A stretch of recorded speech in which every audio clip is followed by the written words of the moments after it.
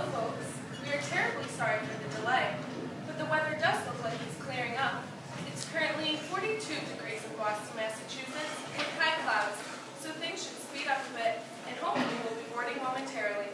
We hope you have a safe flight, and thank you for flying American Airlines.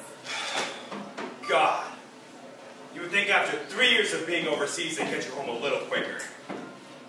Look, ma'am? Can I help you, sir? You certainly can, sweetheart. You think you can get me an extra couple of those nice little packets of peanuts? All that time overseas made me miss some good old American food. I'll look into that for you, soldier. So, you want to join the Mile High Club? Because I hear they're letting in new members. Excuse me, sir. I understand you've been out of the country for a while now, but those little lines don't work on us American girls. So now if you'll excuse me.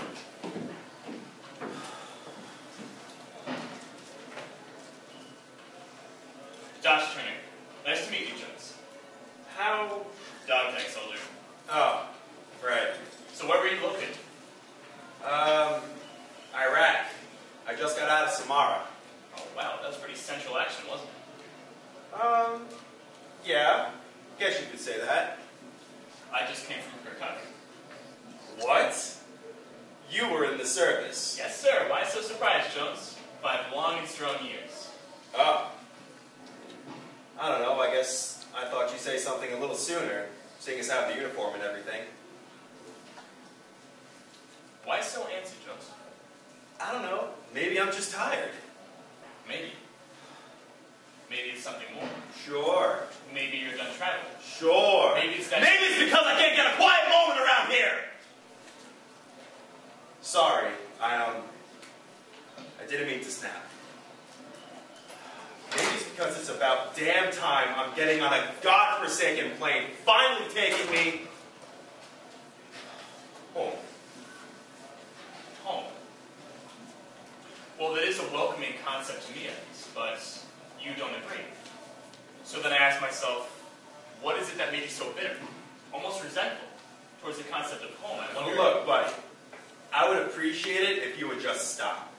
I'm tired and I just...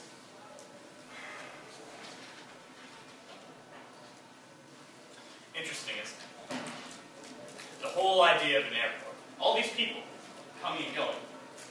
So much culture here. Even the airplane we're about to go on. Imagine the places it must have been.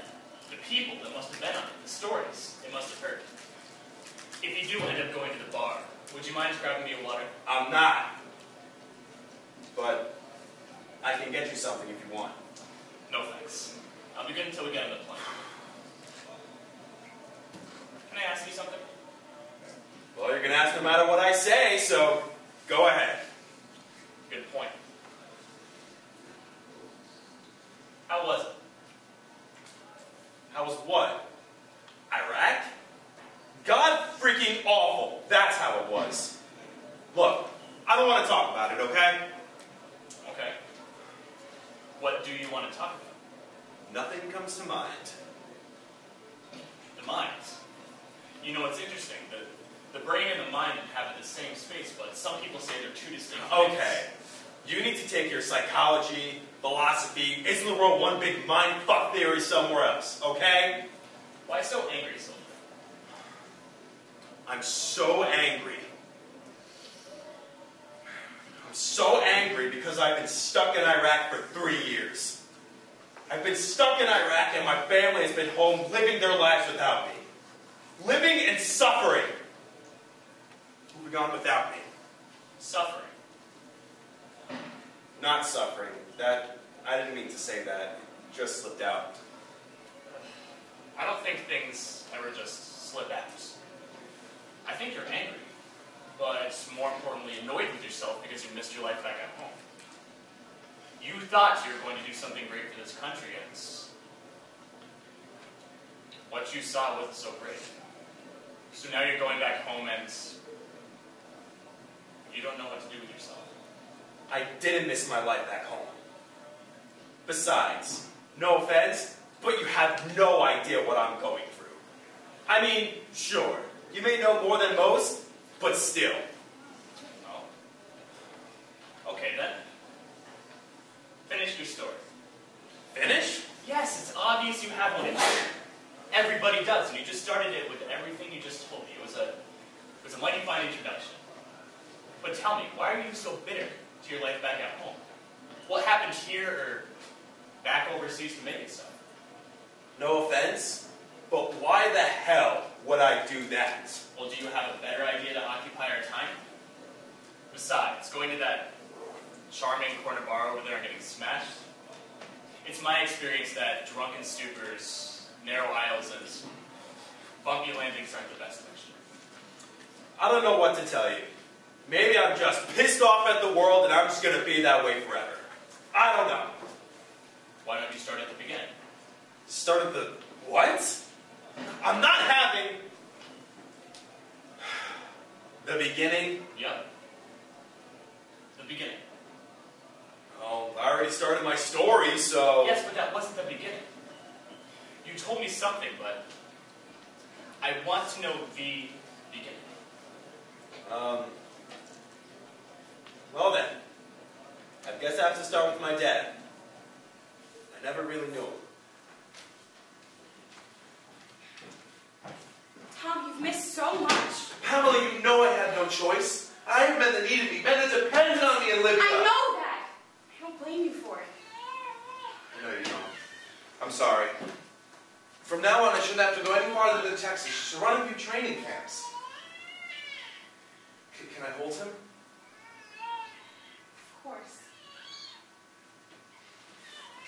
Tom, Texas is so far. I know it is. But it's not Libya. And as much as I don't want to miss this little slugger growing up, at least this time I'll still be in the country. I have to be here. I have to. I'm not going to miss any more of my son growing up than I already have. Can you believe how big he's gotten? It's only been 4 months. Huh, Slugger? I love you. I love you too. Tom, I'm sorry. I don't mean to complain. I know you love the boys. I do, but I love you two more. And don't worry, in the next few months, I'll be around so much that you'll get sick of me. It's not likely.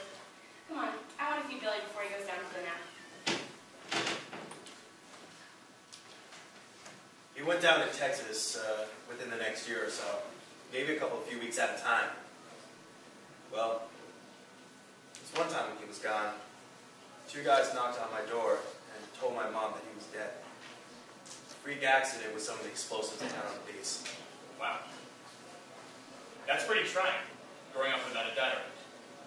Yeah, well, that's all I really remember. Never really knew him. Yeah, but still, it couldn't have been easy on your mom. Mom. I mean, I love her and everything, but you can barely call her that. I've been calling her Pam ever since I was a toddler. Pam. Why not Mom? Please. Every time she spent more than 15 minutes with me, she'd shuffle off saying how I was too much like my father. Now, I don't really remember the last time she genuinely smiled. So growing up without a mom or a dad, that's a pretty big undertaking for such a young kid. Yeah, I got into a lot of trouble as a kid. It was hard not to growing up on the streets of Boston. School wasn't really my thing, so as soon as I turned 18, I went straight to the recruiting office. I always had felt a duty to join. You know, for my father. Ah, William, it's nice to see you today, young man. If I'm not mistaken, a happy birthday's in order. You haven't even been 18 an entire day, Jones. Are you sure you're ready for this? With all due respect, sir, I'm sure. Alright, well, your ASVAB scores came in. Yes, sir? Now, typically, these vocational aptitude tests come back within a certain range, and it's not uncommon if one section's higher than the other. But Jones, you had a near-perfect score on the arithmetic reasoning section. I'm sorry, sir, I don't understand. Is that bad? Bad? No, not at all. Unusual. Tell me, Jones, how much did you prepare for this test? Well, to be honest, sir, not a whole lot. That's what I thought. Interesting. Alright, well, looks like the next step is to get a physical under your belt, and we could send you to the military entrance processing station. You could pick up your MOS there, and we could ship you off to basic. And you thought about this nice and hard? You know what you're signing up for, right, Jones? Yes, sir. Alright, Jones, well, it's not my place to argue, so I want you to have this. This is Master Sergeant Lawrence's information. He's a good buddy of mine that works in the Combat and Military Tactics Department. Give him your score on these aptitude tests. I'm sure he'll have a great liking to you. Why don't you give him a call and have a chat? Yes, sir. Will do. Thank you again. You're welcome. Billy, you have to take the trash out.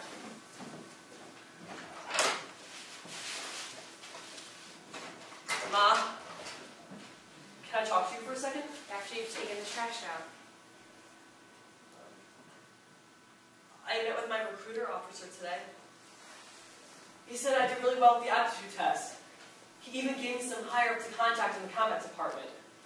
He said he was really impressed. I have to go back tomorrow to sign the rest of the paperwork, and then from there it should only be a few more weeks till basic. They're going to send me down to Texas. No, Ma, not Texas, South Carolina. Oh. Tomorrow? Well, just for the paperwork. You're still stuck with me for a few more weeks after that. Don't forget to take the trash out, Billy. I'm going out with Fitz and the boys. Don't wait up. The next few weeks were weird. She was avoiding me even more than usual. Like she was getting herself used to not having me there. I tried not letting it bother me. Like I said, she wasn't really much of a mother. But still, I just wish she was there those last couple of weeks. I was scared shitless. And she just flat out ignored me or just shuffled me off to the side.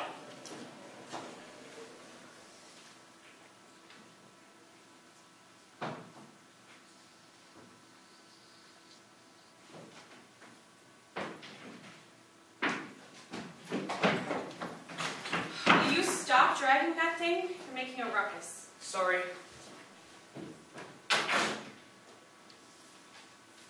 Do you need help with that? So, what are you going to be up to when I'm gone? Probably laundry and dishes, I guess. Well, not as much, right? Without me turning everything up. That's a good thing. Do you really think that... I was just kidding, Ma. So, is Aunt Patty going to be around? It'll be nice to have someone to talk to. Suppose she'll stop by like she always does. Well, that's good. Ma, are we going to talk about it? I haven't talked about it in 3 weeks. Why would I talk about it now? Because I'm leaving in 5 minutes, Ma! Time's running out to talk! Don't you dare raise your voice to me, William! If you want to play hero, then go! After all your father put me through, put us through, and still... Look, I'm not going to stop you, but I am not going to sit here and talk to you about it. You made the decision to go on your own, and now you can go on your own.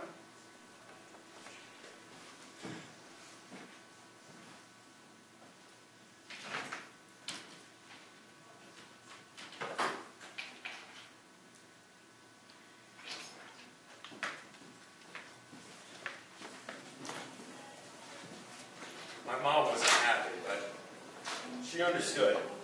Thing. I was excited to start working with military tactics, but they said I needed a few years out in the field first. My first assignment was something real simple, practically yard duty. I never felt like I was doing any good. I just wanted to get out there to protect and conquer and kill.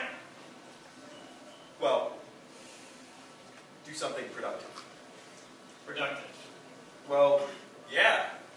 I mean, all we did was stood and guarded the borders. Hardly saw any action, except for maybe a couple of curious kids that we sent back to their mom and dad, but that was pretty much it. There were so many drills. Boy, they did their job. I just like moving, learning.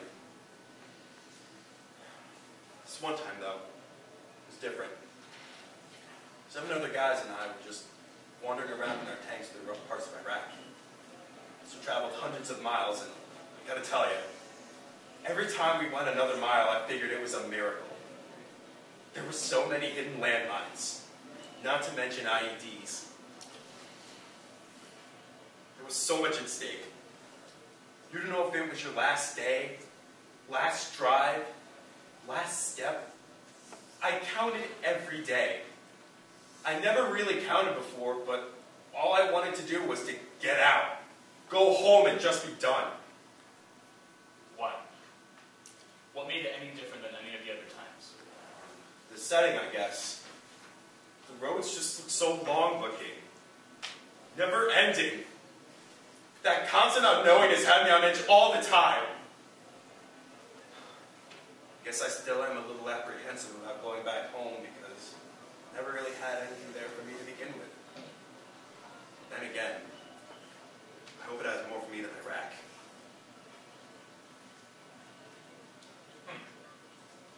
Yeah. So? Now what?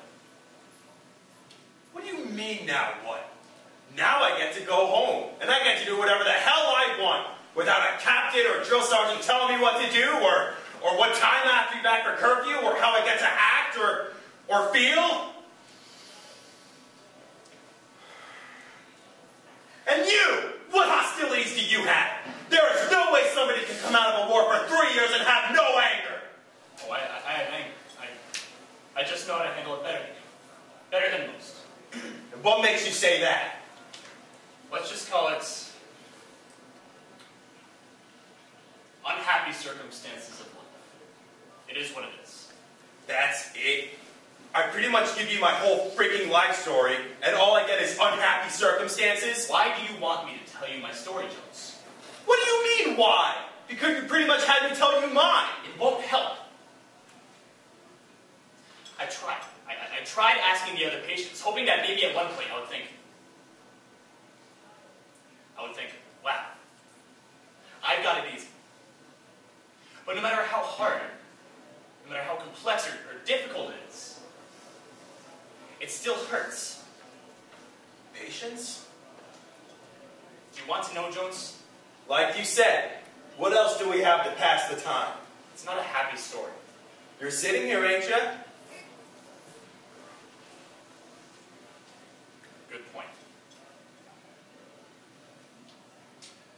Well, ever since I was really young, I can remember I wanted to join the forces. I remember being in an airport, much like this one, and there were dozens of soldiers coming out their flights, and everyone just stood up and started to applaud. And people were crying, and couples were running to each other and embracing, and I knew, even at that moment, that I wanted to do something that would make that many people happy.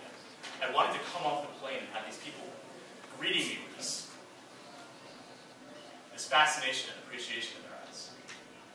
And don't get me wrong, I wasn't doing it for the glory.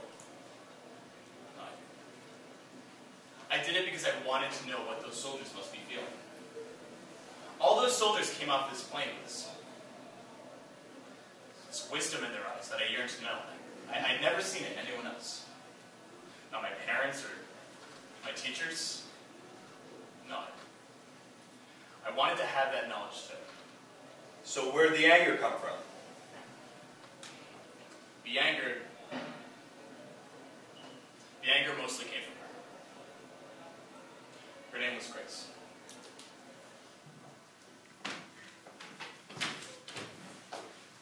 Turner, stop macking face with your girl. Come play some ball with us. Sorry, I don't play with balls anymore. That's your forte now. Ha! Hilarious. I think I'll miss that sense of humor more than you. Miss? You know that requires feelings. You told every girl in our high school you're incapable of those. Yeah, just don't let that get around. What are you going to do next year? My dad's garage shop. I'm not even going to bother telling him I got anywhere. He won't let me leave. Besides, I got to stick around and keep an eye on this one. Seriously though, Grace, what are you going to do when old Turner here ships off to East Bumfuck? Screw off, Norris! Yeah, screw off. Take it in.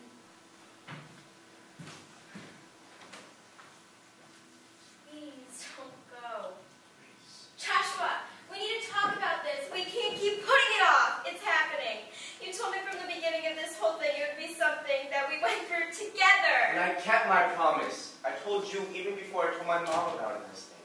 I don't want to do this, especially on your birthday. Joshua, No, I mean it. Grace and Ralph Fitz. In 3 weeks you graduate. You'll be valedictorian and I'll just be some joke on the back. It doesn't matter. Because I'll be the happiest man on the planet. Because you're mine. And you'll especially be mine with this. And with this on your finger, everyone will see that you're mine. And some may say that we're too young or that we're too mature. And I'm blabbering. And it doesn't matter. Because I can't do this without you. Grace, will you marry me? yes.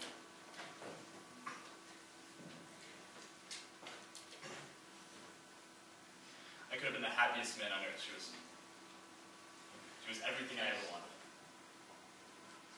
And of course, it wasn't soon after we tied the knot that I got my first assignment. That's rough, man. I mean, everybody gets pissed when they have to leave their girl.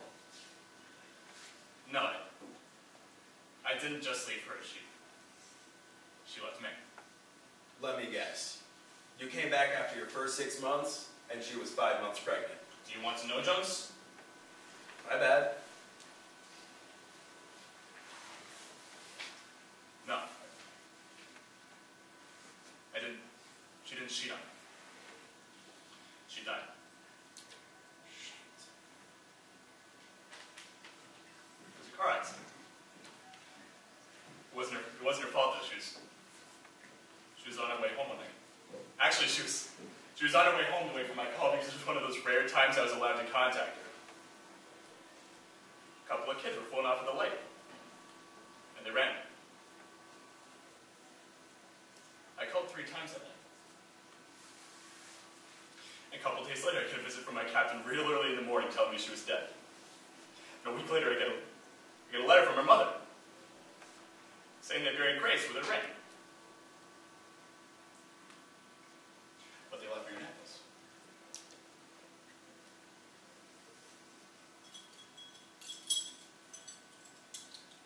I gave this to her on her birthday, which is also our 1-year anniversary. I stayed in Iraq because I couldn't afford to go back and not see her there. It would be me accepting that she was gone, and I honestly couldn't bring myself to do that because I would have to go through a big change in my life. And so I stayed. After a year of letters from my mother, I go back. At least for a little while. And when I was there, I just couldn't help but feel like you do, that there was nothing there left for me. So I go back, and then even a month later, I get another letter from my mother. My mom. She was in the hospital with cancer. Late stages. So I go back this time, refusing to miss her funeral. I got back just in time to make sure she had a proper servicing device. And I wanted to stay this time, but Uncle Sam would have left me on the hook. So I went back. I had 5 months and I was done. That was 3 months ago. This is Flight 104 to Boston, Massachusetts. Those passengers flying first class with us today, please begin to gather your belongings. This is Flight 104 to Boston, Massachusetts. Wait, you said you had 5 months left, but you're going back home so soon. How did you pull that off? Especially since you were home so soon before. Things changed, Soldier. What changed? Okay, Mr. Turner, why don't we get you moving so you're not stuck in too much traffic? To a high rank or something? What changed? Well, you see, I had an assignment very similar to yours, but I wasn't as lucky in the sands. A couple buddies of mine were driving around, and one of them found a landmine that took off my right leg. So I've been down in Texas for 5 months, getting my prosthesis. The doctor finally gave me the okay to go home, so home I go. Okay, Mr. Turner.